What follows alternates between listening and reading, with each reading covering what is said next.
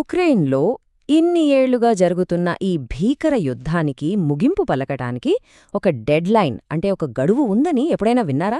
వినడానికి కాస్త ఆశ్చర్యంగా ఉన్నా ఇది నిజం. సో ఈ విశ్లేషణలో మనం అసలా గడువు ఏంటి, దాని వెనుక ఉన్న వ్యూహాలు, ఒత్తిళ్లు, ఇంకా అందులో దాగి ఉన్న ప్రమాదాలేంటో లోతుగా చూద్దాం. అవును, కరెక్ట్గానే విన్నారు. జూన్ 2026 ఆ తేదీ నాటికి ఈ యుద్ధానికి తెరపడచ్చు. ఇది ఏదో ఊహాగానం కాదు. ఇది వాషింగ్టన్ నుంచి వస్తున్న ఒక చాలా స్పష్టమైన, బలమైన సంకేతమన్నమాట. అయితే ఇక్కడే ఒక పెద్ద ప్రశ్నొస్తుంది. ఈ గడువు నిజంగా శాంతికి దారితీస్తుందా, లేక ఇంకో పెద్ద వినాశనానికి కౌంట్డౌన్ లాంటిదా? ఇది చాలా సంక్లిష్టమైన ప్రశ్న. దీనికి సమాధానం తెలియాలంటే మనం అసలు ఈ ప్లాన్ ఎక్కడ్నించి మొదలైందో చూడాలి. సరే, ముందుగా అసలు ఈ శాంతి గడువు ఎక్కడ్నుంచి వచ్చింది? ఇది యుద్ధక్షేత్రంలో పరిస్థితులను బట్టి పుట్టిందా, లేక దీని వెనక ఏమైనా రాజకీయ కారణాలున్నాయా? అసలు కథేంటో ఇప్పుడు చూద్దాం. ఇక్కడే ఉంది అసలు ట్విస్ట్. ఈ డెడ్లైన్కి యుద్ధభూమిలో ఏం జరుగుతోంది అన్నదానికి అస్సలు సంబంధం లేదు. ఇది పూర్తిగా అమెరికా రాజకీయాలతో ముడిపడి ఉంది. కరెక్ట్గా చెప్పాలంటే వాళ్ల పొలిటికల్ క్యాలెండర్, ముఖ్యంగా రాబోయే ఎన్నికలే ఈ గడువును నిర్ణయించాయి. ఆ ఎన్నికల నాటికి ఒక ఫారెన్ పాలసీ విక్టరీ చూపించుకోవాలనే తొందరన్మాట. ఈ చర్చల్లో పాల్పంచుకుంటున్న వాళ్లంతా చాలా పెద్ద తలలే. కానీ అంతకన్నా ఆసక్తికరమైన విషయమేంటంటే చర్చలు జరిగే ప్రదేశం. మొదట అబుదాబి లాంటి ఒక న్యూట్రల్ ప్లేస్లో జరిగాయి. కాని ఇప్పుడు ప్రతిపాదిత వేదిక ఏకంగా అమెరికాలోని మయామి. అంటే దీని అర్థమేంటి? వాషింగ్టన్ ఈ మొత్తం ప్రాసెస్ను తన కంట్రోల్లోకి తీసుకుంటోందని చాలా క్లియర్గా తెలుస్తోంది. సరే, ఇప్పుడు అసలు విషయానికి వద్దాం. ఈ శాంతి ఒప్పందంలో ఉన్న షరతులేంటి? దీనిని బాధాకరమైన రాయితీలు అని ఎందుకంటున్నారు? శాంతి కోసం ఉక్రెయిన్ ఎంత పెద్ద మూల్యం చెల్లించాల్సి వస్తుందో చూద్దాం. ఇంత కష్టమైన డీల్కి ఉక్రెయిన్ను ఒప్పించడానికి అమెరికా ఇస్తున్న అతిపెద్ద ఆశ లేదా ఎర ఇదే. దాని పేరు ప్లాటినం స్టాండర్డ్ గ్యారంటీ. సింపుల్గా చెప్పాలంటే ఇది నేటో ఆర్టికల్ 5 లాంటిది. అంటే భవిష్యత్తులో ఉక్రెయిన్పై మళ్లీ ఎవరైనా దాడి చేస్తే అమెరికా సైనికపరంగా స్పందించడం కంపల్సరీ. ఇది కేవలం ఒక మాట కాదు, ఒక చట్టబద్ధమైన రక్షణ కవచమన్నమాట. ఈ పట్టికను చూస్తే ఇది శాంతి ఒప్పందంలా లేదు, ఒక బిజినెస్ డీల్లాగా ఉంది కదా. చూడండి, ఉక్రెయిన్ ఏం వదులుకోవాలి? క్రీమియా, డాన్బాస్ లాంటి కీలక భూభాగాలను వదులుకోవాలి. నాటోలో చేరాలనే తమ కలను కూడా వదిలేయాలి. మరి బదులుగా ఏమొస్తుంది?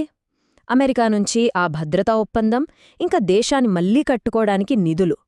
ఇది శాంతి కోసం జరుగుతున్న ఒక భారీ లావాదేవీ.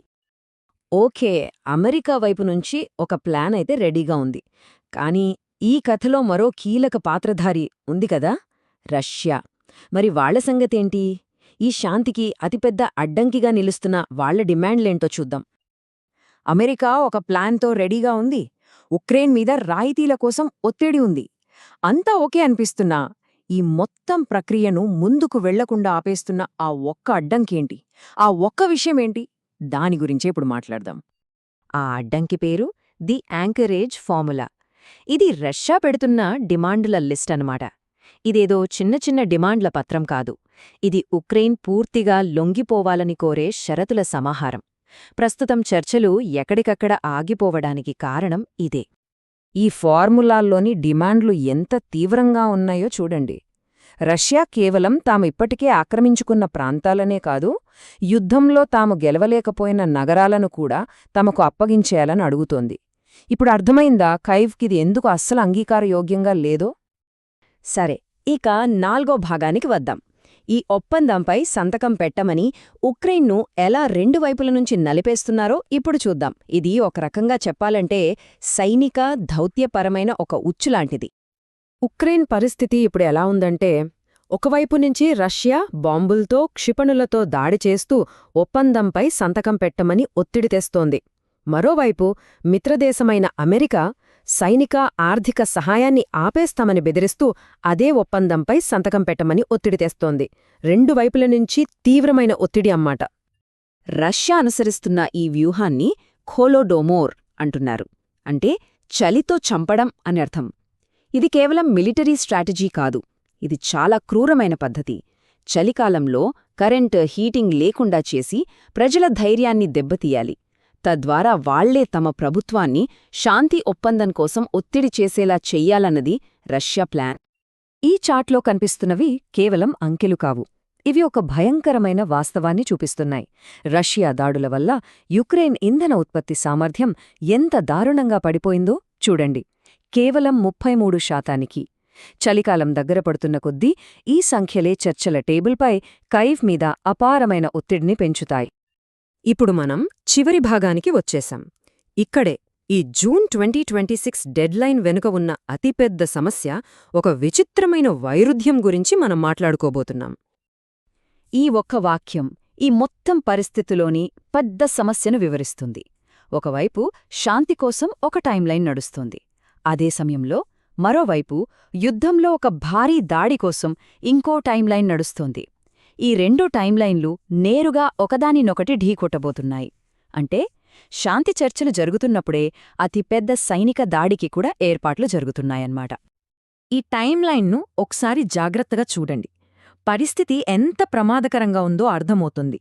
మే, జూన్ 2026 ఇదే సమయంలో శాంతి ఒప్పందంపై ఉక్రెయిన్లో ప్రజాభిప్రాయ సేకరణ జరగాలి.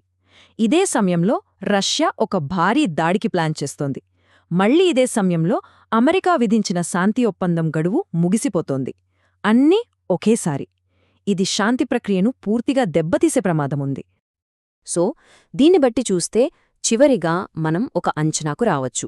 దౌత్యపరంగా మాట్లాడుకుంటున్న మాటలకి, యుద్ధభూమిలో ఉన్న వాస్తవ పరిస్థితులకి మధ్య చాలా పెద్ద గ్యాప్ ఉంది. ఈ గ్యాప్ వల్ల జూన్ 2026 నాటికి ఒక శాశ్వత శాంతి కుదరడమనేది దాదాపు అసాధ్యంగానే కనిపిస్తోంది. చివరికి ఈ డెడ్లైన్ అందరి ముందు ఒకే ఒక్క కఠినమైన ప్రశ్నను ఉంచుతోంది.